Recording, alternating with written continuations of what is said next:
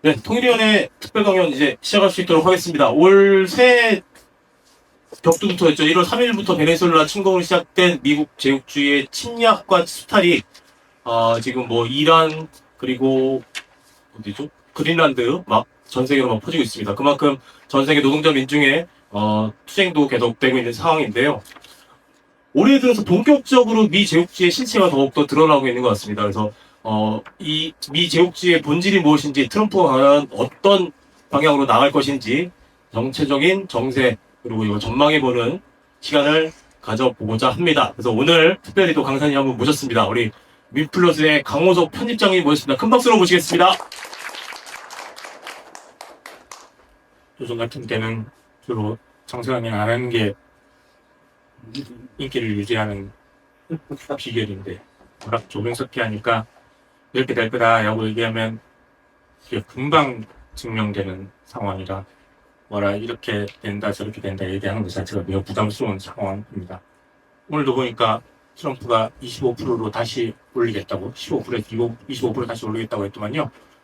국회에서 비준을 안 했으니까 이들 지킬 생각이 없나 보다 25% 올린다고 그러는데, 이것도 어떻게 될지 한번 지켜봐야 될 것 같습니다. 오늘 경제 전망이라기보다 국제 질서 관련한 상황을 좀 더 말씀드리는 것으로 하겠습니다. 다극 질서가 새롭게 재편되고 있습니다. 다극 질서가 재편된다는 건 지금까지의 다극 질서라는 건 주로 경제 측면이었습니다. 경제적으로 중국이, 그리고 중동이, 그리고 러시아가, 이게 전 세계적으로 경제 질서가 재편되는 과정, 이걸 다극 질서가 다극 질서가로 변화되고 있다, 이렇게 표현하고 있었습니다. 근데 최근 들어서 이 경제적 측면에서의 다극 질서가 정치 군사적 측면으로 번지고 있고, 이게 거의 현실화되고 있다, 이게 다극 질서가 재편되고 있다는 이야기의 본질입니다. 이렇게 되면서 실제로 트럼프 제국주의가 고립되는 양상으로 번져가고 있다라고 하는 게 지금 현재 국제 질서의 핵심적인 내용이라 할 수 있겠습니다. 그 내용을 잠시만 보면, 마두로를 체포했습니다. 마두로 부부를 체포했는데, 한 나라 주권 국가의 대통령을 자기 마음대로 그냥 체포해버린 겁니다. 뭐 앞도 뒤도 없습니다. 우린 잘 알고 있습니다. 물론 체포할 때 마치 무슨 마약에 뭘 소리를 삥삥 했었지만, 실제로 그거하고는 아무런 상관이 없다는 걸 우리는 모두 다 알고 있죠. 그런 마두로를 체포했습니다. 두 번째, 체포하면서 베네수엘라 공격에 성공했다 이렇게 표현하고 있는데, 실제로 성공했다까지 볼 수는 없습니다. 지금 현재 베네수엘라는 석유 국유화를 여전히 유지되고 있고, 그 이후에 마두로 체포 이후에 더 이상의 어떤 변화도 있지 않습니다. 그래서 뭐 완전히 성공했다라고 보기는 힘듭니다. 다만 이런 무자비한 한 나라의 주권 국가의 대통령을 그저 아무 이유 없이 그냥 체포구금하는 이런 난폭한 상황이 현재 번져지고 있다, 전개되고 있다라고 할 수 있겠습니다.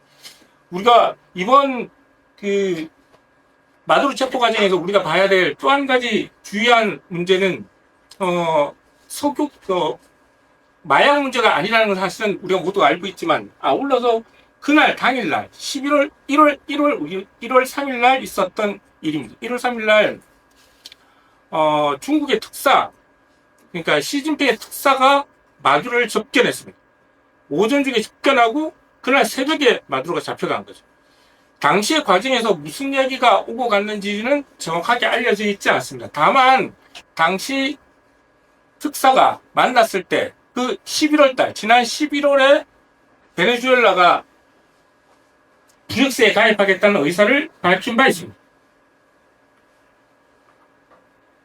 아마도 과정에서 이 두 가지 이야기, 즉 브릭스와 관련한 이야기가 오고 갔을 것이고, 아울러서 현재 베네수엘라, 세계에서 가장 석유가 많이 난다는 베네수엘라 석유의 80%를 실제로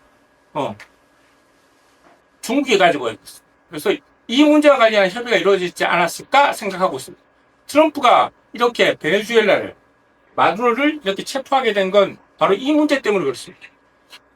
물론 석유를 가져가야 되겠다는 욕심 또한 있겠지만, 아울러서 지금 현재 중국이 남미까지 진출해 있는, 남미 전체 전역의 무역량의 80%를 중국과 교역을 하고 있기 때문에, 진짜 이렇게 되면 뒷마당이라고 할 수 있는 남미까지 놓치게 되는 상황. 여기에 남미에서의 중국의 영향력을 거세하는 것, 이것이 가장 중요한 과제로 나서고 있다. 이 소리가 들리기는 하시나요? 네. 네.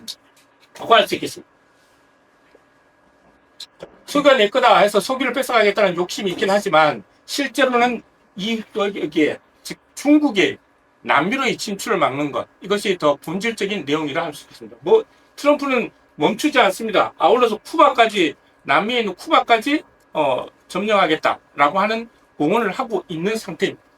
이게 마치 트럼프가, 우왕좌왕하는 트럼프가 마치 갑작스럽게 그냥 막 입에서 나온 대로 막 하는 것 같이 보이지만 실제로는 이건 예고된, 준비되어 있는 과정이었습니다. 이 예고는, 이렇게 할 것이라는 예고는 지난 12월 달에 발표됐던 NSS, 그러니까 국가안보전략. 미국은 임기가 시작되면 4년마다 대통령 선거가 있고 4년마다 대통령 선거가 끝나고 나면 새롭게 시작하는 대통령이 1년 내에 국가안보전략을 발표하게 되어 있습니다. NSS를 발표하게 되어 있습니다. 이 NSS에서 미국은 이제 세계 경찰 국가가 아니다라고 선언했습니다. 아울러서 미국 본토 방어와 경제 안보에 주력하고 인도 태평양에서 서방구 우선주의로, 서방구라는 건 아메리카 대륙을 말합니다. 남미를 우선으로 하겠다라고 하는 것을 발표하게 됩니다. 이게 지금 현재 일어나고 있는. 그래서 당시 NSS가 발표됐을 때 발표된 그 시점에도 베네수엘라 인근에 항공모함이 인계하고 있었는데 이 발표와 동시에 많은 사람들이 곧 베네수엘라를 치겠구나라고 하는 예상들을 모두 다 하고 있었던 거죠. 이 아니나 다를까 이게 치워버리게 된 거죠. 문제는 미국이 그렇다면 왜 이렇게 남미로 그리고 미 본토방으로 북한하고 축소했냐라고 하는 겁니다. 우리는 이 상황을 강요된 후퇴다 이렇게 부르고 있습니다. 스스로 전략을 변경시킨 것이 아니라 이 전략을 이렇게 바꿀 수밖에 없는 강요된 후퇴다 이렇게 표현하고 있습니다. 왜 이것이 강요된 후퇴인가? 그리고 트럼프는 왜 이런 강요된 후퇴를 선택할 수밖에 없었던가? 몇 가지 이유가 있는데 첫 번째 이유는요. 우크라이나 전쟁에서 패배했기 때문에 그렇습니다. 지금 전황을 보면 처음 시작했을 때부터 시작해서 지금 돈바스 지역은 거의 다 러시아가 장악을 했습니다. 더 이상 러시아는 진출할 필요도 없는 상황이었습니다. 2022년의 상황과 2025년 상황을 보면 실제로 돈바스 지역은 아시는 것처럼 돈바스 지역은 원래 소련이 있을 때 러시아 공화국이었기 때문에 이곳은 원래 자기 땅이에요. 그래서 이번에 과정에서 가져간 거기 때문에 처음 우크라이나 전쟁을 시작할 때만 하더라도 미국은 우크라이나를 앞세워서 러시아를 압박 고립하겠다라고 하는 기본 전략이었지만 이 전략은 완전히 실패로 끝나버렸습니다. 바이든 정부 들어서 바이든 말기에 이거 전세를 어떻게든 역전시켜 보려고 바이든은 우크라이나에 미국 무기로 러시아 공격을 허용하는 조치를 취했습니다. 이렇게 되면서 확전 우려가 점점 더 심각해지는 상황이었죠. 여기에 더해서 나토를 우크라이나 파병을 검토하겠다라는 게 언급이 되면서 러시아와 미국의 직접적인 충돌이 일어나는, 즉 3차 세전으로 번지는 일촉즉발의 상황이 2024년 9월경에 일어나고 있었습니다. 아울러서 프루크스의 원전을 불기둥을 이루면서 프루크스를 점령하기 시작한 거죠. 이렇게 심각한 상황이 전개되자 푸틴은 평양으로 날아가서 조로 포괄적인 전략적 동반자 관계에 관한 조약을 체결하게 됩니다. 이 내용은 다른 일이 아니라 만약 한 나라가 다른 나라로부터 침략을 당하면 자동 개입하겠다라고 하는 조약입니다. 이 조약이 체결되면서 실제로 전세는 완전히 변하게 됩니다. 결정적으로 조약만 체결하는 것이 아니라 실제 파병하게 돼요. 이게 더 중요한 결정이다라고 볼 수 있습니다. 그냥 단순히 조약만 체결하고 실제 일어나도 안 간다 하면 뭐 그만이지만 실제 조약을 체결했는데 사태가 프루크스가 점령당하자 바로 파병하게 된 거죠.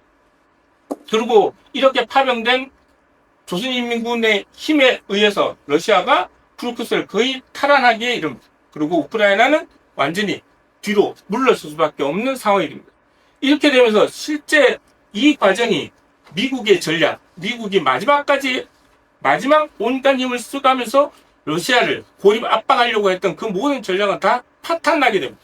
이렇게 되면서 3차 대전으로 번질 뻔했던 우크라이나 전쟁은 우크라이나로 굳어지게 되고 미국은 패퇴하는 과정이 될 수밖에 없었고 지금 평화협정을 체결하니 많이 하는 상황으로 내몰리게 된 거죠. 이것이 첫 번째 미국이 강요된 후퇴를 선택할 수밖에 없었던 첫 번째 이유. 두 번째 미국이 강요된 후퇴를 선택할 수밖에 없었던 이유.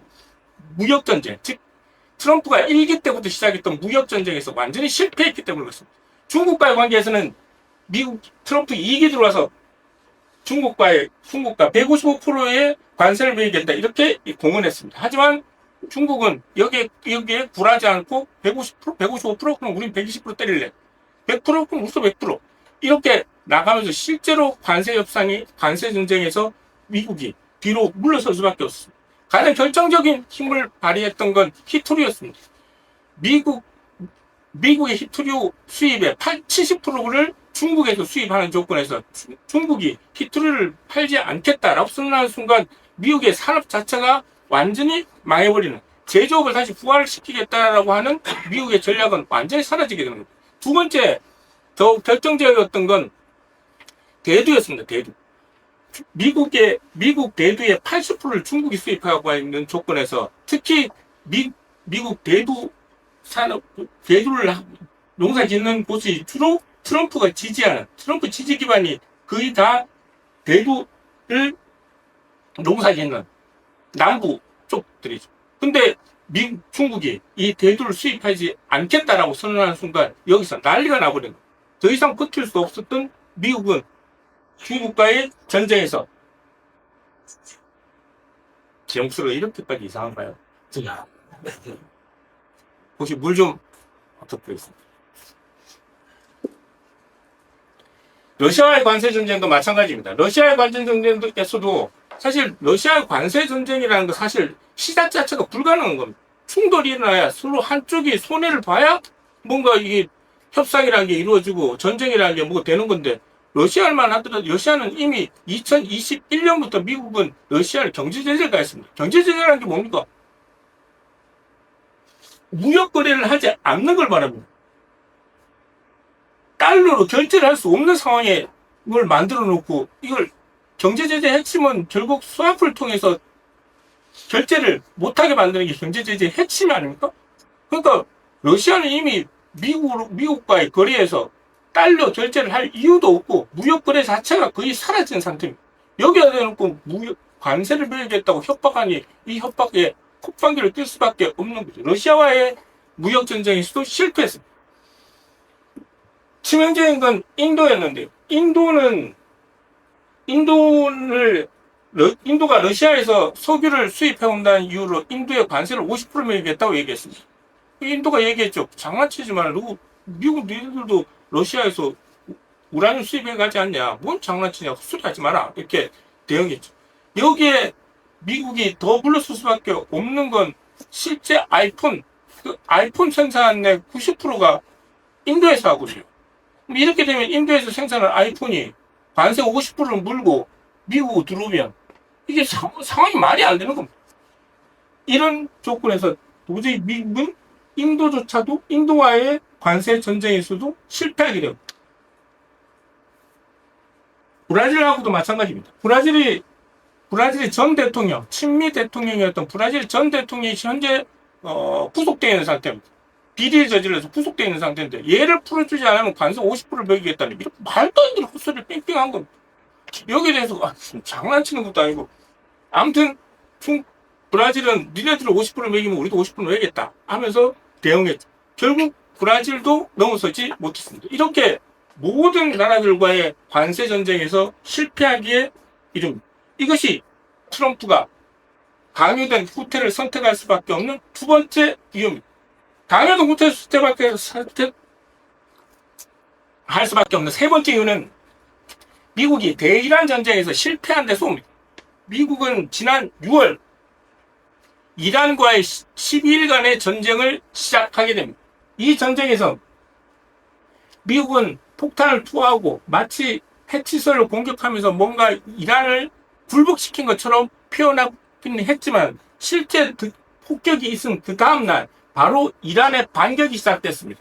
에르빌과 알라사이드 공군기지에 이란은 있는 미군 기지에 이란이 공격하게 됩니다. 이 공격을 받고 미국은 바로 물러섰고 12일 만에 평화협정을 체결하지 않으면 안 되는 상황으로 개입됐습니다. 트럼프는 당시 이렇게 말했습니다. 대규모 공격으로는 이란은 절대 무너지지 않는다 이렇게 솔직하게 표현하면서 실제 뒤로 물러날 수밖에 없습니다. 이란은 이란과의 전쟁에서 이란을 무너뜨리지 못한다는 건 이곳에 있는 에너지, 석유에 대한 장악력을 완전히 상실하는 것을 의미합니다. 이렇게 되면서 미국은 뒤로 물러서지 않을 수 없는 강요된 후퇴를 선택할 수밖에 없는 상황에 처하게 된 겁니다. 미국이 강요된 후퇴를 선택할 수밖에 없는 네 번째 이유는 미국 국내 상황 때문에 그렇습니다.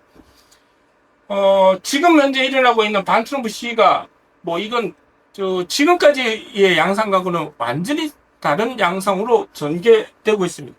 계엄을 선포한다는 얘기까지 나오고 있고 실제 국가 비상사태 선포를 선언하면서 트럼프가 멕시코 남부 국경에다 군대 투입하겠다라고 이렇게 호언장담했습니다. 실제 이렇게 말할 때만 하더라도 설마 했습니다. 설마 군대를 투입하게 하겠냐라는 얘기들을 많이 했지만 실제 투입하고야 말았죠. 3,000명의 군대를 투입했고 중무장관 요원 3,000명이 투입됐습니다. 미네소타는 지금 사실상 준계엄 상태에 처해 있다라고 해도 과언이 아닙니다. 이건 지금까지 어떤 그런 양상하고는 차원이 다른 겁니다. 경찰이 시위대를 강력하게 진압하는 것과 군인이 출동해서 중무장한 군인이 출동해서 시위대를 진압하는 것은 양상이 다른 겁니다. 특히 죽는 장면, 휴대폰을 들고 있는데 휴대폰을 총으로 오인하고 총격을 가했고 이렇게 죽어가는 모습을 그대로 생생하게 전 세계에 전달되면서 미국 전역은 난리가 나버렸습니다. 연합뉴스조차도 지금 현재 사실상 내전 상태에 들어섰다 이렇게 표현하고 있을 만큼 지금 미국의 상태는 매우 심각한 상황에 처해 있다라고 볼 수 있습니다. 그것이 트럼프가 강요된 후퇴를 결정할 수밖에 없었던 네 번째 이유입니다. 중요한 건 말입니다. 트럼프가 이렇게 강요된 후퇴를 선택해서 미 본토와 아메리카 대륙으로의 후퇴를 했지만 이것 자체가 이 강요된 후퇴 자체가 실제 미국이 세계 패권 전략에 패권의 포기를 의미하는 것이냐라고 하는 것입니다. 다들 짐작하셨겠지만 이것은 패권의 포기일 수 없습니다. 제국주의 국가가 어떤 제국주의 국가가 패권을 순순히 자신의 패권을 포기한다고 하니까 이런 사례는 전 세계 역사상 없었고 미국도 마찬가지. 지난 1월 23일 발표된 NDS, 미국은 NSS를 발표하고 연이어서 NDS를 발표합니다. 국방전략입니다. NSS와 NDS는 서로 연결되어 있습니다. 이건 NDS를 통해서 우리는 미국이 결코 패권을 포기하지 않았음을 그대로 볼 수 있습니다. 여러 가지 내용들이 많긴 하지만 이번 NDS에서 발표된 핵심적인 내용은 대리전쟁을 치를 명단을 발표했다는 사실입니다. 미국 대신 전쟁을 치를 명단을 발표했습니다. 조선은 한국이 담당하고 중국은 일본이 담당하고 러시아는 유럽이 담당하라라고 하는 명단을 발표한 거죠. 이대로 하라. 이걸 하기 위한 준비 과정을 지난 꾸준히 해왔습니다. 한국과 일본이 너희들이 제1도련선, 그건 NSS에서도 발표된 바 있습니다. 제1도련선을 긋고 중국을 방어하라라고 한 거죠. 제1도련선은 보시는 것처럼 제1도련이니까 도자가 섬도자고 련자가 연결한다는 뜻이니까 섬을 연결한다는 거죠. 일본, 대만, 필리핀 이렇게 연결해서 중국이 진출하지 못하도록 막아라라고 하는 겁니다. 누구한테 이걸 막으라고 한 겁니까? 일본이 선두에서 막고 한국은 일본을 도와줘라 이렇게 명령한 거죠. 이렇게 제1도련선을 긋고 중국의 진출을 막으라는 명령이 떨어지자마자 내 대신, 그러니까 미국이 나 대신 대리전쟁을 해줄 내 총알바지가 되어줄 자 누구냐라고 소리 질렀더니 바로 맨 먼저 손을 든 자가 있습니다. 바로 이 사람. 손을 번쩍 들고 제가 대리전쟁을 치르겠습니다 이렇게 했습니다. 하지만 일본은 대리 전쟁을 치를 만한 현재 경제적 상황이 안 됩니다. 전쟁을 하려면 돈이 어마어마하게 필요한데 상황이 안 됩니다. 왜냐하면 일본은 세계에서 가장 많은 부채를 가지고 GDP 대비 252%, 2위 이탈리아의 2배나 되는 그 부채를 안고 있습니다. 이 어마어마한 부채를 안고 전쟁을 한다는 건 거의 불가능에 가깝습니다. 2026년 일본의 예산안입니다. 일본 예산 국채비, 즉 국채에 따른 이자를 갚는 비용만 전체 예산의 1년 예산의 25.6%를 빚 갚는 데 쓰고 있습니다. 31.9%. 지난해 2025년에 33%였는데 1% 줄었습니다. 31.9%가 사회복지 예산으로 들어갑니다. 일본이 왜 이렇게 사회복지 예산이 많을까요? 복지국가라서요? 아니, 그렇지 않습니다. 노인 인구가 워낙 많기 때문에 복지 예산을 사용하지 않을 수 없는 겁니다. 그래서 이렇게 31.9%를 사용합니다. 자, 여기 이게 지방교부금이니까 이건 빼박 예산입니다. 이렇게 세 가지 예산은 도저히 줄일 수 없는 예산입니다. 이 세 개의 예산을 합치면 이미 77%가 됩니다. 남아있는 23%를 예산을 가지고 실제로 일본 경제를 살려야 합니다. 그래서 예산을 줄일 수 있는 것은 최대한 줄이고 한 곳에 집중 예산을 집중 편성해서 어떻게든 일본 경제를 살려야 합니다. 근데 일본은 어디에 예산 투입을 결정했습니까? 선택했습니까? 바로 방위비입니다. 방위비가 2022년에 3.4%였던 방위비가 2026년에 7.3%, 3.4%에서 7.4%니까 3년 만에 2배 이상 증가합니다. 더 중요한 건 일본은 예산이 4월부터 3월까지입니다. 예. 그래서 추경 예산이 편성되는데 이번에 발표한 지난 1월 달에 발표한 추경 예산을 보면 추경 예산은 8.9%, 방위비가 8.9%까지 올랐습니다. 우리나라가 세계에서 가장 방위비가 높은 나라 중에 하나거든요. 왜냐하면 우리는 정전 상태니까. 정전 상태에 있는 우리도 9.2%입니다. 거의 우리 수준에 맞먹습니다. 그전 총리였던 이름이 뭐더라? 전 총리? 지금 알고도 일부러 물어본 건데 아무 대답을 안 하네. 네, 이시바요, 이시바. 이시바는 2027년까지 7.5%였던 당시 이시바가 7.5%였는데 이시바 2027년까지 2배를 늘리겠다고 했거든요. 15%까지 늘리겠다고 한 겁니다. 실제로 그 15%까지 늘리겠다고 했던 이시바의 그 정책을 그대로 따라가고 있는 겁니다. 전혀 변함이 없습니다. 자, 이 말은 무엇을 의미하느냐 하는 겁니다. 일본이 실제 경제가 매우 어렵고 여기에 예산이 부족해서 딴 데 쓸 돈이 거의 없어요. 다른 곳에 줄여서 한 곳에 집중적으로 예산을 편성했는데 그 예산 편성한 곳이 국방비다. 이 말은 뭘 말하는 겁니까? 일본은 전쟁을 통해서 경제를 다시 부활하겠다라고 하는 결심을 한 겁니다. 일본은 과거에 그 위용을 떨쳐버릴 수가 없어요. 그 짜릿했던 기억을 잊을 수가 없습니다. 일본이 세계에서 두 번째 잘 사는 나라가 된 것, 70년대 일본이 세계에서 두 번째 잘 사는 나라가 된 건 두 번의 전쟁을 거치면서 자기가 식민지로 있던 베트남 전쟁, 그리고 자기가 식민지로 있던 6.25 전쟁, 이 두 번의 전쟁을 거치면서 일본은 세계에서 가장 잘 사는, 세계에서 두 번째 잘 사는 나라가 됐습니다. 그때의 기억, 그때의 그 짜릿했던 기억을 잊어버릴 수가 없습니다.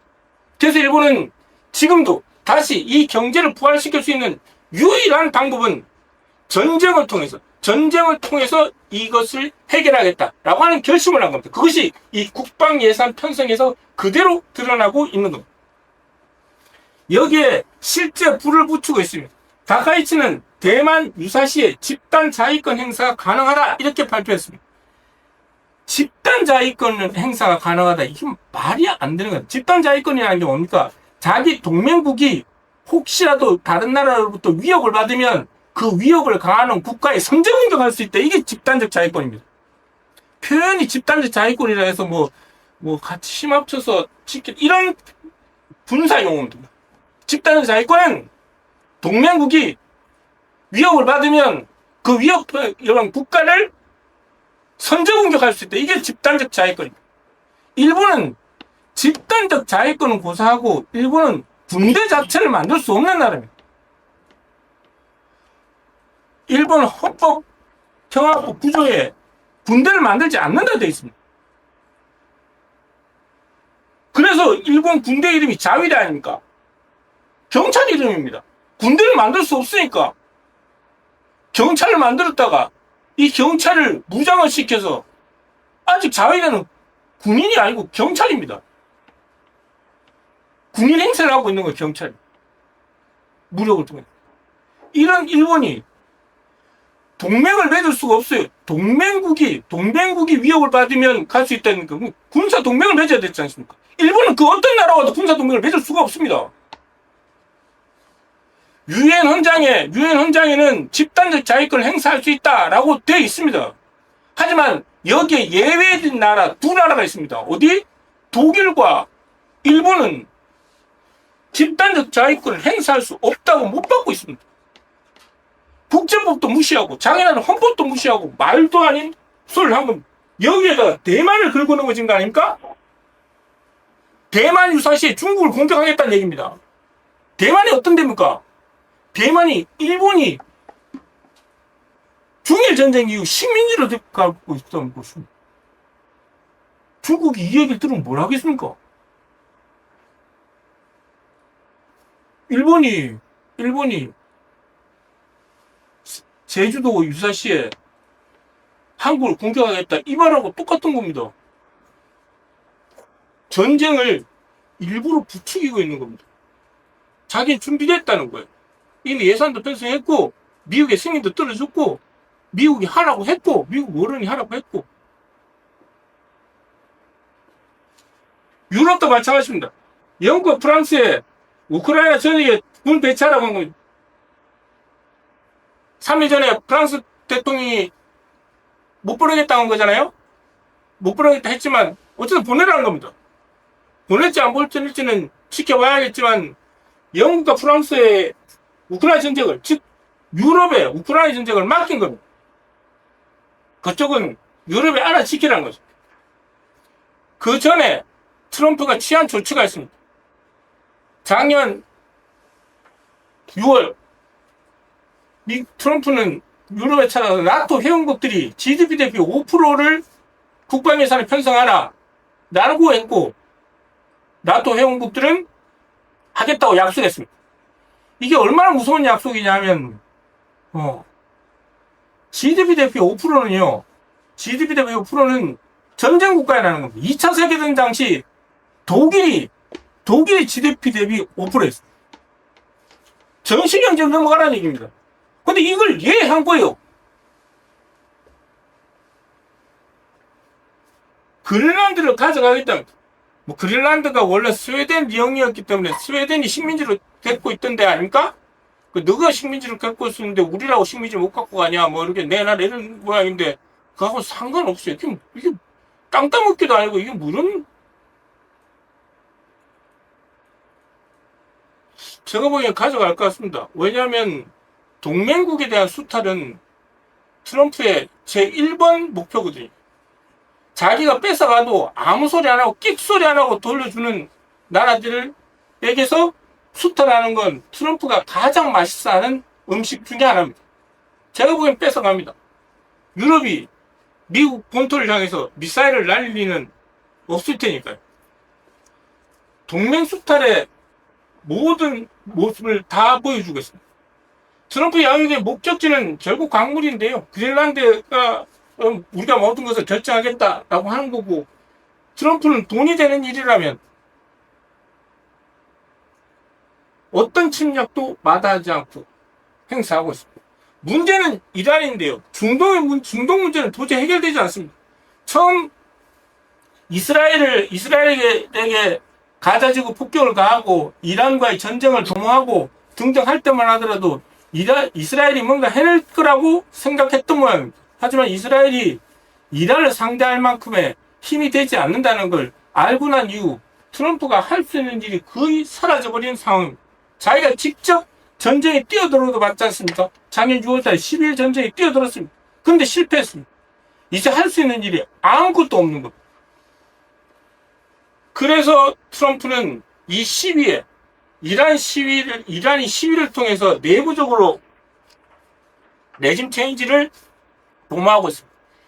이란이 경제가 어려워졌고 그래서 시민들의 불만이 쌓여갔던 건 사실입니다. 왜냐하면 이란은 오랫동안 벌써 10여 년 동안 제재를 가하고 있는 거 아닙니까? 경제 제재. 스와프를 사용할 수가 없는데요. 그 경제 제재라는 게 결국 우리가 달러를 사용할 때 가서 달러를 가방에 쥐고 가서 물건을 사러 가지 않지 않습니까? 결국 금융결제를 해야 되는데 금융결제할 수 있는 방법이 없는 겁니다. 그 무역거래 자체가 완전히 통제되어 버리는 거죠. 그 왜 우리 직구하면 아마존 같은 데 직구하면 마지막에 5자리 쓰라고 하지 않습니까? 이렇게 비스와프 이거 자체를 부여하지 않는데 그 이란 경제가 어려워질 수밖에 없습니다. 실제로 물가가 80%까지 올랐다지 않습니까? 5천짜리 라면이 갑자기 9,000원 했으니 이란 사람들 불만이 커졌죠. 문제는 이렇게 불만이 커지자 내부에서 이걸 부추기는 세력들이 미국의 사주를 받은 세력들이 부추기기 시작합니다. 그래서 시위가 폭력적으로 전변되기 시작하죠. 처음에 이 시위가 일어났을 때만 하더라도 이란 정부에서는 그들의 시위는 정당하다 했습니다. 근데 어느 날 순간 이 시위가 폭력적으로 변하면서 은행과 가게와 사람들을 이렇게 시작했고 불을 지르기 시작했고 양상이 완전히 바뀌기 시작했죠. 여기에는 미국이 뒤에서 부추긴 거예요. 이렇게 되자 실제 이란은 10,000명이 모여서 시위하는 그 현장에 3만 명이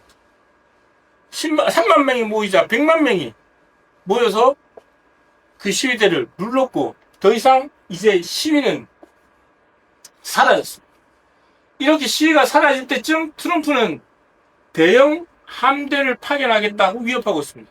이건 3일 전에 대형 함대를 파견하겠다라고 했는데 오늘 오전 뉴스를 보니까 실제 파견했다 이렇게 얘기했는데 파견했는지 안 했는지 트럼프 말은 도저히 믿을 수가 없으니까요.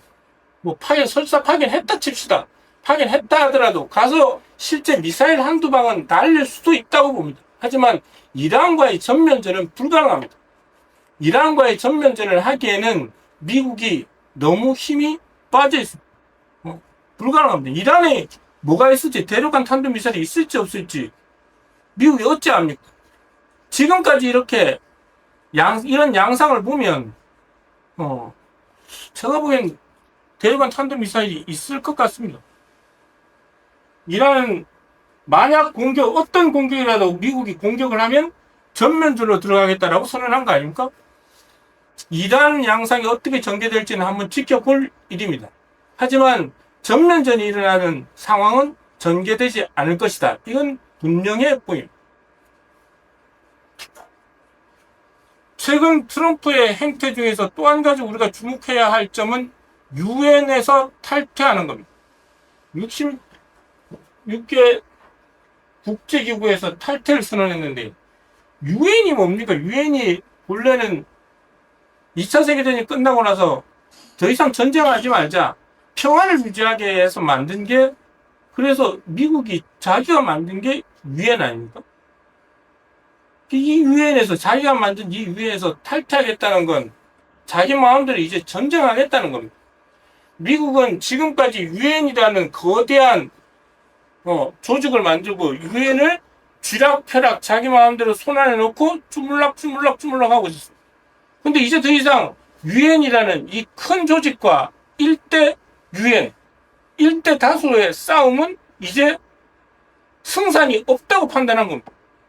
방법은 개별적으로 다이다이 까는 겁니다. 미국의 선택은 이제 다이다이로 툭 치겠다는 얘기입니다. 그 전까지는 아무리 큰 조직이라도 미국 혼자서 다 당할 수 있었지만 그래서 모든 조약에서 깨고 모든 협정을 다 깨고 모든 동맹을 다 깨고 1대1로 붙어서 이제 싸우겠다니. 이것을 거꾸로 뒤집힌 성조기의 제국이다 이렇게 표현하고 있는데 이 트럼프의 이런 전략은 결코 성공할 수 없습니다. 왜냐하면 세계는 지금 탈미의 흐름으로 거대한 탈미 자주의 흐름으로 이미 방향을 선회했기 때문에 이것을 뭐 어떤 사람들은 다국화 질서로 가고 있다. 어떤 사람들은 반미 연대가 형성되고 있다. 뭐 이렇게 표현하고 있는데 그 다 같은 표현입니다. 가장 중요한 건 이거 남미입니다. 남미는 멕시코부터 시작해서 얼마 전 아르헨티나와 에콰도르가 쿠데타를 통해서 친미 정권이 수립되긴 했지만 이게 오래 갈 것 같지는 않습니다. 거의 대부분 반미로 돌아선 상태입니다. 트럼프가 지난 4월에 발표한 세계에서 유럽 여행, 미국의 여행을 금지시킨 나라들입니다. 빨간색 칠해져 있는 곳입니다.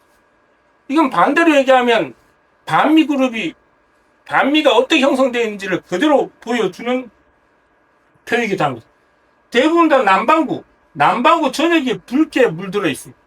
이건 미국과의 대적 전선이 어떻게 형성되어 있는지를 그대로 보여줍니다. 이번에 결정타를 매긴 건 캐나다 총리죠. 규칙 기반의 국제 질서가 이미 끝났다 이렇게 표현했습니다. 다보스 포럼에서 결정적인 말이었습니다. 그러니 이제 중견 국가들이 힘을 합쳐서 자기 살 길을 찾아야 할 때가 왔다. 다른 나라가 아니고 캐나다가 말입니다. 밑에 멕시코는 좌파 정권이 들어서고 캐나다 총리도 이렇게 표현하고 중간에 끼어있는 미국만 고립되는 양상. 전 세계 서방부 전체가 미국을 고립시키는 양상으로 전변되고 있습니다. 보시는 것처럼 군사적인 다국화 질서가 번져지고 있고 확산되고 있습니다. 이것은 다국화 질서의 새로운 재편이라 불러도 손색이 없겠습니다. 경제 상황은 몇 가지만 짚어볼 텐데요. 보호무역과 제국주의 수탈로 인해서 세계 경제는 심각한 양상으로 번지고 있습니다. 특히 G7의 저성장은 고착화됐습니다. 보시는 것처럼 영국, 독일, 캐나다, 미국, 일본 이런 G7 국가들이 다들 지금 4년째 1%대, 0.대, 1점대 성장률을 보이고 있습니다. 더 심각한 건 부채 현황인데요. GDP 대비 일본은 그렇다 치더라도 G7 전체가 126%, 자기 GDP보다 더 많은 부채를 안고 있는 이러니 경제 성장이 될 리가 없습니다. 여기에 더 심각성을 안기고 있는 건 바로 무역 상태입니다. 2000년까지만 하더라도 실제 자기 나라, 어느 나라하고 가장 많은 무역거래를 하냐라는 질문에 대부분 다 미국이었습니다. 2024년이 됐을 때 대부분 다 붉게 물들어 있습니다. 다 중국과 제1교역국이라. 더 중요한 건요, 남미입니다. 남미. 미국의 뒷마당이라 할 수 있는 이 남미조차 중국과 훨씬 더 많은 거래를 하고 있는 그 차이가 2대8 정도 된다고요. 그 4배 정도나 많은 교역을 중국과 하고 있다. 라고 하는 겁니다. 무역 판도가, 세계 무역, 경제 판도가 완전히 변화됐다는 걸 이 표는 말해주고 있습니다. G7과 브릭스의 차이가 95년까지만 하더라도 44대 16이었습니다. 2010년도에 거의 붙을 때쯤 됐습니다. 34대 26. 2023년도에 대해서 역전했습니다. 2025년이 돼서 역전은 거의 95년도의 상황과 그 비슷한 수준으로 번져져 있습니다. 이렇게 되자 미국은, 트럼프는 관세 정쟁을 시작한 거죠. 이 상황을 극복하고자, 이 무역 상황을 극복하려고 관세 전쟁을 시작했습니다. 관세 전쟁 결과 이렇게 관세를 매기고 있습니다. 이렇게 관세를 매긴 거에 일정한 성과는 있습니다. 작년 대비 올해 관세로 인한 수입은 지난해 100억 달러에서 300억 달러로 현격히 올라선 것을 확인할 수 있습니다. 아울러서 관세연맹이 아니라 한국에 3,500억 달러 삥 뜯는 것처럼 조공을 요구했습니다. 조공을 받아서 일자리를 개척했죠. 그래서 실제 18만 개의 실제로 일자리를 창출했습니다. 기업을 미국으로 가지고 와서 가장 많은 기여한 나라가 한국입니다. 하지만 이렇다고 해서 일자리를 가져오고 공장을 미국으로 뺏어오고 관세를 매겨서 이윤을 획득한다고 해서 미국이 가지고 있는 부채가 완전히 해결된 건 결코 아닙니다. 미국의 부채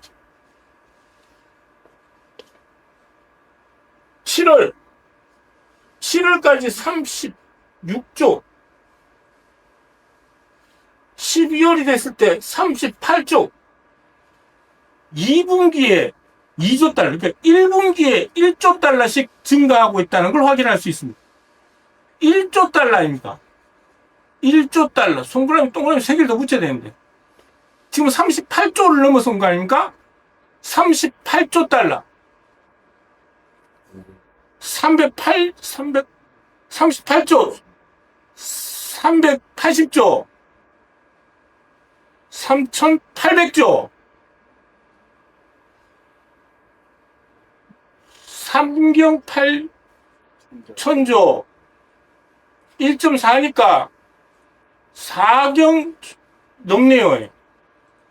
네. 미국 경제 4경을 헤매고 있는 겁니다.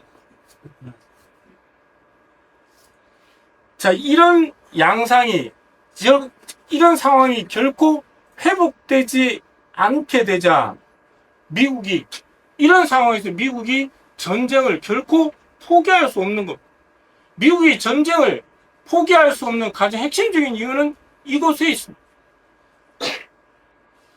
이런 상황에서 한반도 정세는 어떻게 펼쳐지고 있냐라고 하는 겁니다. 한반도 정세를 볼 때 우리가 자칫 놓치는 경우가 많은데, 한반도 정세의 핵심은, 한반도 정세를 좌우하는 가장 결정적인 주축은 조미 관계입니다. 조선과 미국이 어떤 정세냐, 조선과 미국의 대결의 정세가 어떠하냐가 한반도 정세를 결정하는 가장 핵심적인 축입니다. 여기에 따라서 거의 한반도 정세의 70%는 여기에 따라서 좌우됩니다. 나머지 30%가 한국과 미국과의 관계죠. 조미 대결 정세는 트럼프가 북한이 핵 보유국이다 얘기했습니다.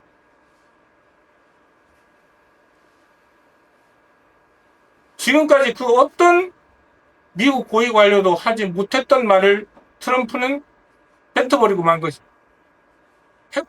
근데 핵보유국 맞지 않습니까? 핵이 없을 때는,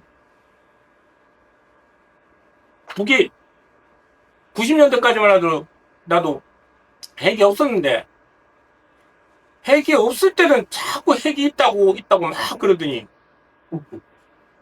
이제 핵 만들었다 하니까 이제 또 없다네. 참 이상하긴 합니다만. 아무튼 그렇습니다. 더 결정적인 건 이번 작년 12월에 있었던 NSS에서 북에 대한 표현이 단 한마디도 없습니다. 1기 NSS는 17번 언급됐습니다. 2기 NSS는 단 한마디도 하지 않습니다. 이 말은 뭔 말입니까? 이 말은 북을 핵 보유국이라고 인정할 수도 없고, 아니고 비핵화를 해야 되겠다라고 얘기할 수도 없는, 비핵화했다 그러면 전쟁인데, 핵 보유국이라고 인정하면 지금까지 자기들 다 내줘야 되는데, 이러지도 못하고 저러지도 못하니까 아무 말도 안 한 겁니다. 워싱턴 포스트에서 이번에 그걸 정확하게 찍어. 비겁하다. 실수로 안 넣은 게 아니고 네가 실패했기 때문에. 즉 미국은 이제 대북 적대 정책이 실패했다는 것을, 파산됐다는 것을 스스로 인정한 겁니다. 이번 NSS에서 북에 대한 언급이 한마디도 없었다는 건 미국의 대북 적대 정책이 실패했다는 것을, 파산났다는 것을 스스로 인정한 꼴입니다. 왜 이렇게 미국은 아무 말도 하지 않고 이렇게 파산을, 실패를 인정할 수밖에 없느냐? 여러 가지가 있겠지만 첫 번째는 화성 20형의 등장이 결정적이었습니다. 화성 20형은 여러 가지 중요한 과제들이 있긴 하지만 뭐 날아가는 거리가 많고 뭐 하고 뭐 고체 연료고 또 있지만 화성 20형에는 극초음속 미사일을 탄두에다가 붙여갈 수 있습니다. 3단이지 않습니까? 마지막 3단에 극초음속 미사일을, 그러니 미국은 그 어떤 방어 능력으로도 극초음속 미사일을 막을 수가 없거든요. 중요한 건 반격 능력입니다. 먼저 미국에서 북으로 공격해 왔을 때 공격을 받고도 공격할 수 있어야 됩니다. 그 반격 능력이 있냐 없냐에 따라서 미국이 얼마나 쪼느냐가 결정됩니다. 근데 화성 20형은 거기에서 게임 체인저. 날라와도 쏘기만 하면 미국으로선 어떤 식으로도 막을 수 없는 상태가 되고, 두 번째, 핵잠입니다. 핵잠은 크기도 클 뿐만 아니라 핵잠은 1년 365일 그냥 몇 년을 그냥 바다에 그냥 살면 됩니다. 들키지 않고, 핵잠이 들킬 일도 없거든요. 미국 서해든 북이든 미국 해안가에 그냥 있으면 됩니다. 이번에 공개된 이 장면은 이미 핵잠을 완성했다는 걸 의미합니다. 핵잠 건조하는 방법은 겉을 만들어 놓고 안을 조립하는 구조가 아니고 안은 모든 걸 다 해놓고 마지막 단계에서 덮어 씌우는 거거든요. 그렇기 때문에 이걸 이미 덮어 씌운 게 공개됐다는 건 이미 완성 단계에 와 있다는 걸 의미합니다. 그랬으면 김정은 국무위원장이 찾아갔겠죠. 완성 단계에 있습니다. 핵잠이 미국 바닷가 어딘가를 떠들고 있다고 생각해 보십시오. 미국이 아무리 한 번에 수백 개의 미사일을, 핵미사일을 북에 퍼붓는다 하더라도 날라오는 동안 이 핵잠에 있는, 여긴 대륙간 탄도미사일까지 했지 않습니까? 핵미사일을 발사하기만 하면 미국도 초토화되는 상황이 됩니다. 미국이 섣불리 그 어떤 상황에서도 북을 공격할 수 없는 이유입니다. 그래서 아무런 언급도 하지 않았던. 그리고 NDS 지난 23일날 발표된 국방전략에서도 난 모르겠다. 북에서 공격하는지 어떤지는 한국 너가 알아서 해라 이렇게 얘기한 거예요. 이게 묘하게요. 러시아와 북이 맺은 조약, 조로 조약은 자동 개입입니다. 그 어떤 나라가 한 나라를 위협하거나 본토를 공격하면 묻지도 따지지도 않고 군일 파병한다, 이게 자동 개입 조약이에요. 근데 미국은 북이 남쪽을 침략한다 하더라도 그건 니들이 알아서 해. 이건 뭐에 정면을 위배되냐면 한미상호 방위조약의 정면을 위배됩니다. 한미상호 방위조약에서는 공격당하면 도와준다라고 돼 있어. 이번에 정면으로 한미상호 방위조약을 파기한 겁니다. 이런 재수가 더 없는데, 이렇게 할 때 우리도 한미상호 방위조약, 니들이 미국이 먼저 파기했으니 우리도 파기한다 선언하기만 하면 되는데 이 짓을 안 하고 있습니다. 아무튼 미국이 이런 선택을 할 수밖에 없었던 몇 가지 이유는 바로 이런 것들. 한반도는 그 다음 중요한 변수는 한국과 미국과의 관계입니다. 한국과 미국과의 관계에서는 두 전략이 충돌하고 있습니다.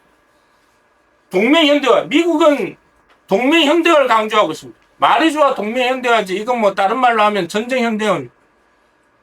전쟁 동맹을 더욱더 강화한다는 동맹 현대화를 주장하는 미국과 그리고 미국의 그 꼬봉들의 이야기와 그리고 평화과 공존해야 된다는 남북 간의 평화 공존해야 된다는 평화 공존 전략이 서로 충돌하고 있습니다. 그 충돌 양상을 보여주는 바로 이 한 장의 지도. 주한미군이 발표한 지도에는 주한미군 사령관이 거꾸로 뒤집힌 지도를 놔두고 한반도는 전략의 중심이라고 얘기했습니다. 전략의 중심 맞지요? 한반도에서 다 진출하지 않습니까? 어디든 진출할 수 있는. 지도를 뒤집어 놓고 나니까 세상이 이렇게 달리 보입니다. 여기에다 주한미군 사령관은 한국은 중국 앞에 있는 항공모함 같다 얘기했습니다. 여기 항공모함이고 중국과 전쟁하는 데 필요한 안정적으로 떠 있는 항공모함이다 이렇게 표현했습니다. 눈은 똑바로 바뀐 것 같습니다. 딱 항공모함처럼 생겼. 대북 국제 협력을 통해서 한미 동맹을 현대화하겠다는 논의가 계속되고 있습니다. 동맹 현대화는 방금 말씀드렸던 것처럼 전쟁의 현대화입니다. 더 결정적인 건 지난 9월에 있었던 한미 프리덤 엣지. 딴 건 몰라도 이재명이 이것까지 허용해서는 안 됐습니다. 다 나쁘지만 제대로 하는 게 아무것도 없지만 가장 결정적인 패착은 한미일 군사훈련이었습니다. 이건 포놈펜에서 바이든과 기시다와 그리고 윤석열이 포놈펜에서 합의하고 그러고 시작한 얘기야. 일본을 군사훈련의 한 대상으로 설정해준. 그래서 일본 군국주의 부활에 결정적인 디딤돌을 놓아준 프리덤 엣지를 결국 해버린 거 아닙니까? 축소한다고 뭐 한다 했지만 결국 해버렸어. 이게 결정적인 패착이에요. 이게 올해도 할 거냐 말 거냐 하는 문제는 이후 동북아시아 정세에서 가장 결정적인 변수로 작동할 것이 분명합니다. 전쟁 가능한 국가를 만들기 위한 한국 또한 GDP를 5% 국방비를 써라 이렇게 명령했습니다. 이렇게 한 이유는 미국산 무기를 많이 싸가는 얘기죠. 36.5치 상하겠다고 이미 약속해버렸습니다.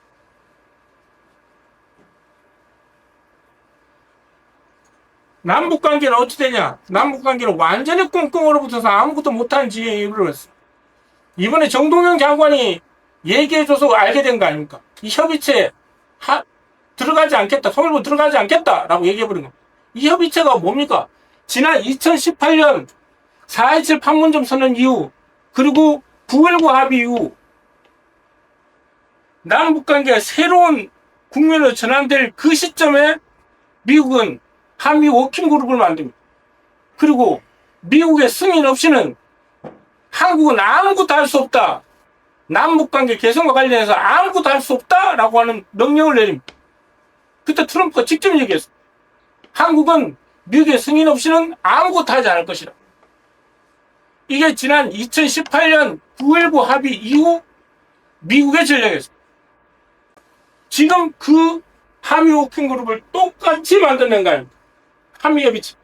정동영 장관이 참여하지 않았음에도 불구하고 회의는 진행됐습니다.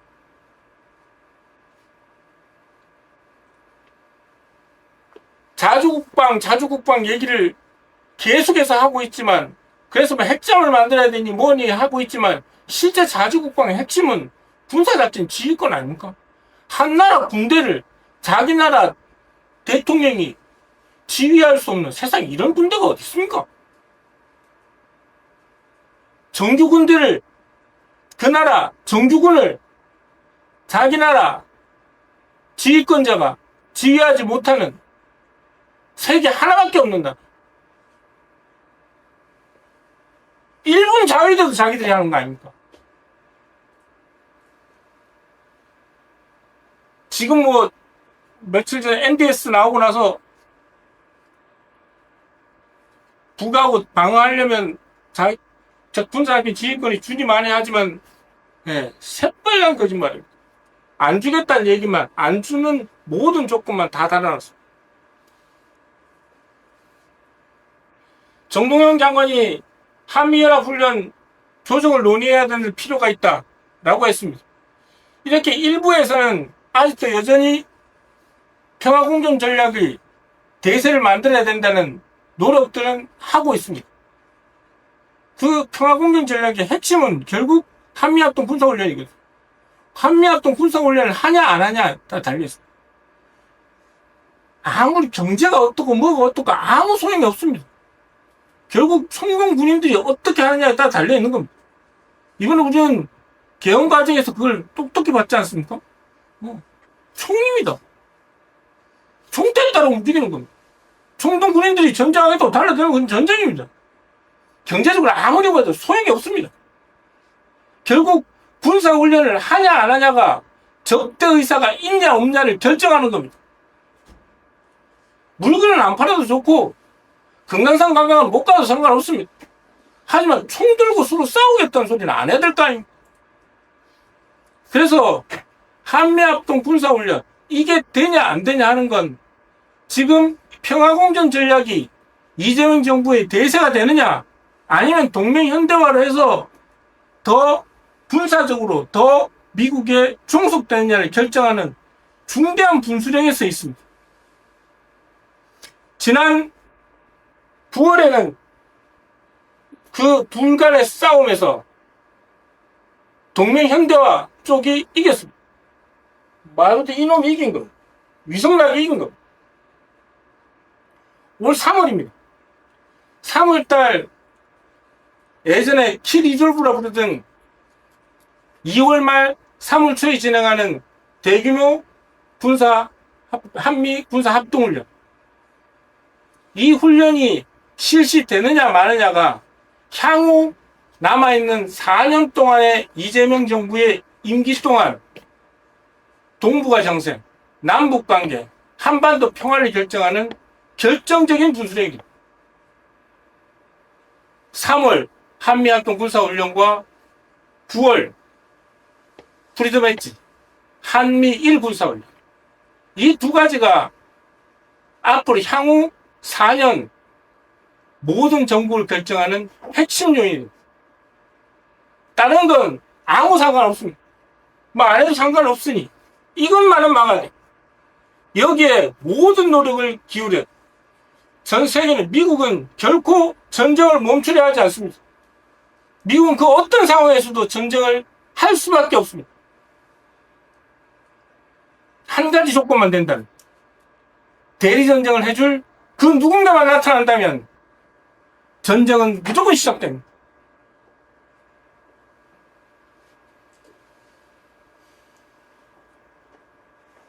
이재명이 중국에 있을 때 마두로가 잡혀갔지 않습니까? 무슨 생각을 했을까요? 나도 적골로 할 수 있다 생각했을 거예요. 이재명이 많은 사람들한테 얘기했더만요. 대선 때. 나도 그래 반미하고 싶다. 대선 때 팀들이 많습니다. 국방 외교 전략 팀들이 여러 팀들이 많습니다. 여러 팀을 굴리죠. 각 팀마다 외교 안보 관련한 여러 가지 숙제를 주어줍니다.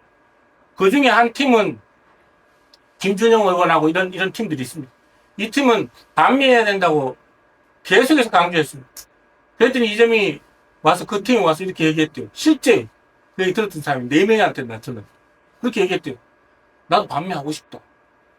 뭐 친미하고 싶겠냐? 반미하고 싶은데 내 반미하면 나 죽을 거 아니야. 나 죽을 거 아니야. 내가 죽지 않고 반미할 수 있는 방을 좀 가지고.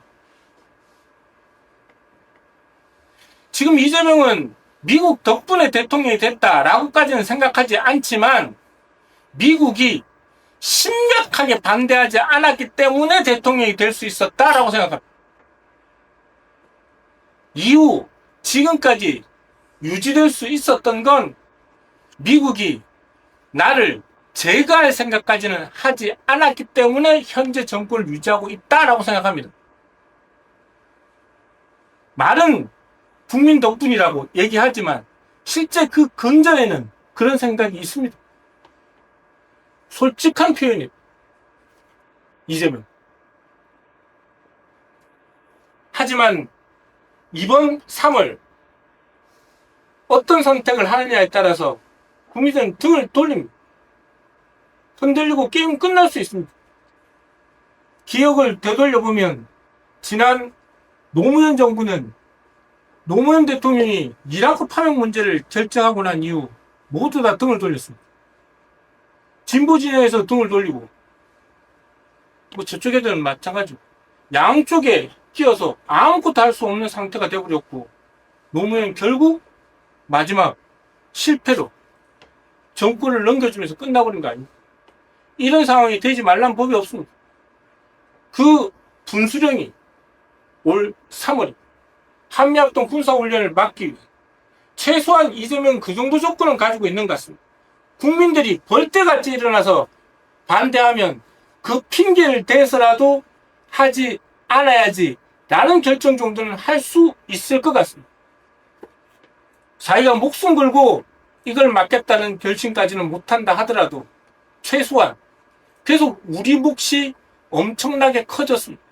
우리가 한미합동 군사훈련 저지하기 투쟁을 어떻게 전개하느냐에 따라서 이 땅의 부군이 결정된다 이렇게 보면 될 것 같습니다. 마지막 질문은 무엇을 할 것인가 입니다. 무엇을 할 것인가 질문에 대한 바로 즉답을 하면 미제를 몰아내고 조국을 통일하자. 네. 네. 80년 전에도 지금처럼 지금 신냉전이 시작됐는데 80년 전에도 냉전이 시작됐습니다. 2차 세계대전이 끝나고 말도 안 이상한 소리를 하더니 갑자기 피를 같이 흘리고 싸웠던 소련을 공산주의라고 몰아세우더니 적이라고 했습니다. 미국은 5년 전까지만 하더라도 그러니 2차 세계까지만 하더라도 피를 흘리고 같이 싸웠는데 갑자기 등을 돌리더니 적이라고 규정했습니다. 그렇게 냉전이 시작됐습니다. 그 냉전 과정에 우리는 전쟁이 일어났고 분단이 됐고 지금도 그 상황은 여전히 지금도 지속되고 있습니다. 당시 냉전을 부추겼던 전쟁 과정에 더 공고해졌던 반공주의 때문에 친일 청산도 실패했습니다. 빨갱이가 친일파보다 더 악마로 규정되면서 친일파들이 사회주의자들을 감옥에 집어넣는 그 사회주의자 대부분이 독립운동을 했던 그 사회주의자들이 친일 경찰에 의해서 감옥에 가는 역사의 반역이 그렇게 시작됐습니다. 80년 전 냉전 체제에서 우리는 실패했습니다. 하지만 80년 만에 다시 신냉전이 시작되고 있습니다. 이번에는 친일이 친미로 둔갑해입니다. 이 시기 미국과 그 앞잡이들 친미 앞잡이들 그 내란 세력들을 척결해야 합니다. 80년 전에 실패했지만 지금은 무슨 일이 있어도 반드시 해결해 내야 합니다. 이를 위해서는 두 가지 역량이 필요합니다. 첫 번째는 정치 역량입니다. 정치 역량이란 민주노총이 민주노총 방침에 따라 120만 조합원들이 한 패 이탈표도 없이 한 곳으로 투표하는 것. 이게 정치 역량입니다. 이번엔 정의당 다 찍자. 랑 결정되면 다 정의당 찍는 겁니다. 이번엔 진보당 다 찍자 하면 진보당 다 찍는 겁니다. 120만 표가 한 패 이탈표도 없이. 근데 이번엔 어쩔 수 없다. 민주당 찍자 하면 민주당 다 찍는 겁니다. 이게 정치 역량입니다. 민주노총이 정치 역량이 되느냐 그렇지 않느냐. 만약 민주노총이 이런 정치 역량이 되면 그 어떤 세력도 민주노총을 함부로 대할 수 없습니다. 노조법 2, 3조 하느라고 그 생고생하지 않아도 됩니다. 정치기본법 확보한다고 정교조 공무원 단식 투쟁하던데 그런 거 안 해도 됩니다.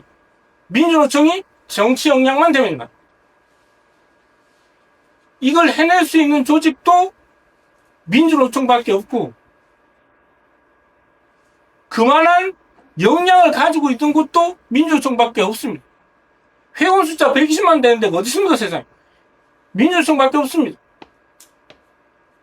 이거 해내야 됩니다. 그래야 80년 묵은 숙제를 우리는 해결할 수 있습니다. 두 번째는 환경 역량입니다.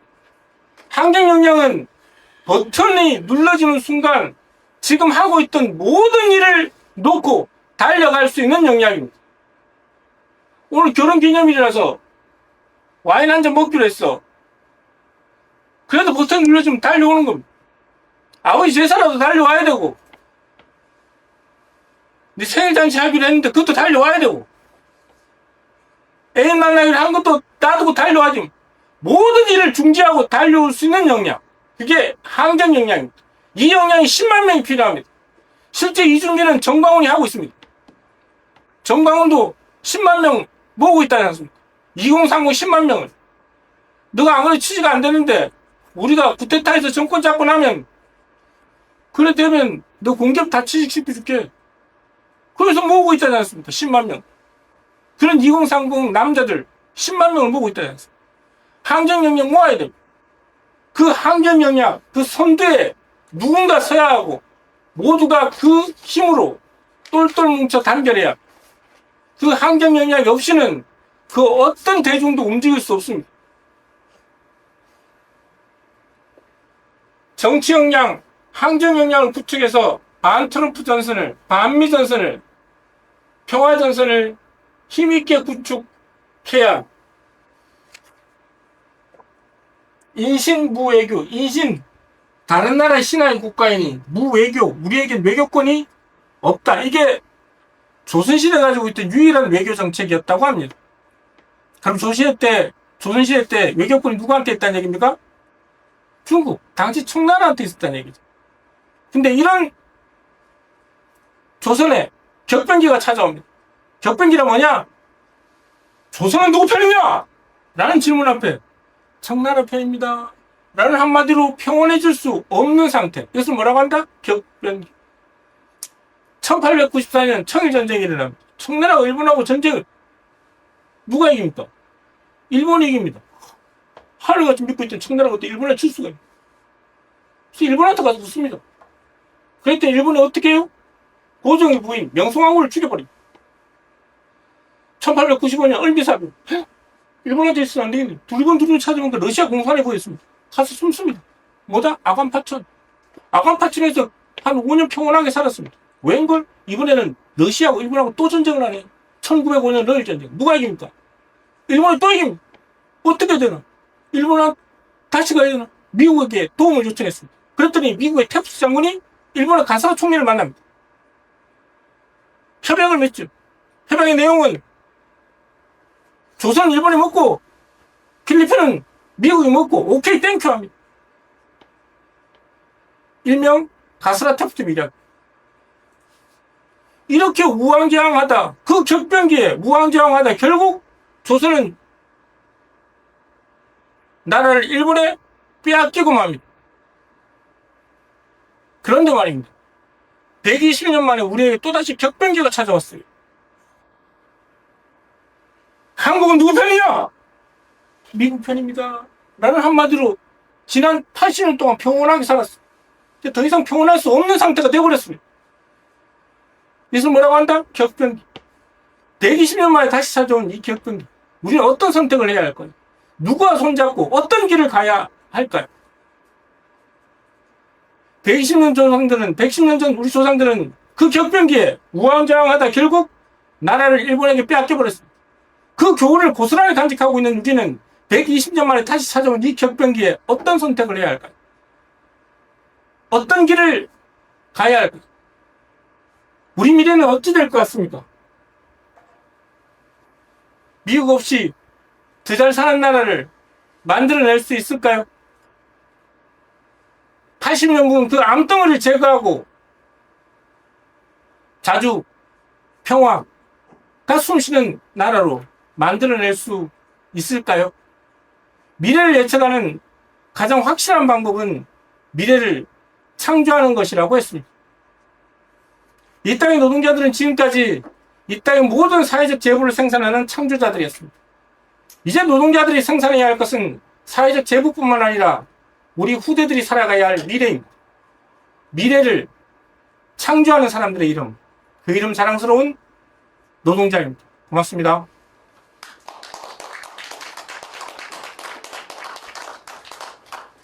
베네수엘라 중립할 때 미국이 베네수엘라의 그 경호 인력을 완전히 청소화시키는 무슨 뭐 무기를 썼다느니 뭐 이런 말들이 돌면서 마지막 확인된 건 100명 정도가 죽었다고, 경호원들 100명 정도가 죽었다라고 하고, 실제 내부 첩자가 있었던 건 맞는 것 같습니다. 네, 그게 아니면 거의 불가능한, 아무리 그렇지만, 대통령 경우가 불가능하고. 뭐 그 첩자가 누구냐라고 하는 건 뭐 현재로서 밝힐 수 있는 내용도 아니고, 밝히는 것 자체가 큰 의미가 없다. 이제 그런 말들, 그러니까 소위 말해서 이제 예전에 한때 운동했던 사람들이 그런 말들을 어디 받아와가지고 욕하고 그러는데 전 매우 안 좋은 거라고 생각합니다. 그리고 지금 부통령이 대통령 권한 대행을 하는 뭐 미국의 간첩이다라고 하는 자유시민 한호숙 소장이 단정해서 얘기하는데 뭐 로비가 있었을 수도 있겠죠. 그리고 걔들 포섭하기 위해서 미국이 가만히 있었겠습니까? 포섭하기 위해서 온갖 짓을 다 했겠죠. 근데 포섭되는 건 아니지 않습니까? 끌려 그쪽으로 가고 있다고 칩시다. 가고 있으면 더더욱더 그게 아니다. 자기네를 지켜야지 뭔 소리 하냐라고 해서 이 사람을 당겨와야지. 걔는 간첩이야 라고 하는 게 도대체 무슨 의미가 있는지, 친구운동을 한다는 사람이 도대체 뭔지 진짜 이해가 안 됩니다. 그럼 말도 안 되는 얘기고, 지금 상황은, 그래서 모든 언론에서는 다 마치 베네수엘라가 끝난 것처럼 이렇게 표현하고 있습니다. 근데 이렇게 된 건 세계 3대 통신사가 모든 내용을, 모든 소스로 공급하기 때문에. AP, 시작해서 3대 통신사, 얘들이 다 모든 소스를 공급합니다. 그러니까 원재료가 그러니 그것으로 만든 음식이 달라질 수가 없는 거예요. 모두가 그렇습니다. 지금 베네수엘라는 현 상태는, 베네수엘라는 현재 대통령 마두로와 그 부인이 잡혀간 것 뒤에 달라진 건 아무것도 없습니다. 너무 거대하게 일어나고 있습니다. 얼마 전에 10만 명이 모여서, 그 민병대를 포함해서 30만 명이 모여서 대행진을 한 거 아닙니까? 그리고 그때 나왔던 구호가 이겁니다. 우리는 베네수엘라를 지킨다. 그리고 지금 당장 마두로를 속박하라. 그렇지 않으면 미국과의 항전을 시작할 것이다. 이렇게 얘기했습니다. 그 자리에 부통령도 가고 관료들 다 가서 그 자리에 집회장에서 다 얘기했습니다. 뭐 이런 사람을 현재 속마음이야 여차하면 미국에 붙어야지 라는 마음을 설사 갖고 있다 하더라도 지금 그런 상태다 뭐다 해서 마치 베네수엘라 내부가 신격한 분열이 있는 것처럼 표현하는 것 자체가 매우 반동적이다. 저는 이렇게 생각합니다. 그냥 그런 거 중간에 뭐 무슨 말 저런 말 붙이는 건 재밌는 일이니까. 그리고 무슨 작은 정보 가지고 마치 엄청난 걸 알고 있는 것처럼 생각한 사람들이 그냥 막 구작을 하는 얘기다. 저는 이렇게 생각합니다. 저희 영양 말씀하셨는데 사회단체를 이렇게 일부러 들어가서 아울러서 이렇게 뭐 하고 있는데 그 수많은 얘기들을 하는 사람들을 설득할 방법이 도저히 없어가지고 우리 거를 확실히 딱 보여주면 되는데 너무 적은 것 같은데. 네. 전 그래서 강요된 후퇴라는 단어를 일부러 의식적으로 사용하고 있는데요. NSS에 대한 분석에서부터 잘못되기 시작한 것이다 이렇게 생각합니다. 작년 12월 5일 날 발표된 NSS 여기에 대한 해석을 하기 시작하면서 사람들 사이에 진보 진영 내에서 뭐 놈들 나쁜 놈들이야 뭐 놔두더라도 진보 진영 내에서 갈라지기 시작한 건 그때부터라고 저는 생각합니다. NSS가 마치 미국이 스스로 패권을 포기한 것이라고 인식하는 그 순간부터 뭔가 이게 일이 꼬이기 시작. 제국주의는요 절대 그럴 일이 없습니다. 이건 계급성의 문제입니다. 그 어떤 제국주의도 스스로 평화를 선물하거나 스스로 자기가 물러나거나 죽기 직전 상황이 되지 않고는 절대 물러서지 않는 게 제국주의 본성입니다. 이 본성에 대해서 인식하지 못한 데서 출발한 것이라고 저는 생각합니다. 그러니 그렇게 돼도 그렇게 출발하다 보니 지금과 같은 그런 해석들이. 그래서 미국은 단을 두고 그냥 아메리카나 남미만 그냥 먹으려고 하는데 괜히 남미에서라도 미국과 잘 지내면 될 텐데 쓸데없이 마두로가 괜히 그런 바람에 이 상황이 됐대.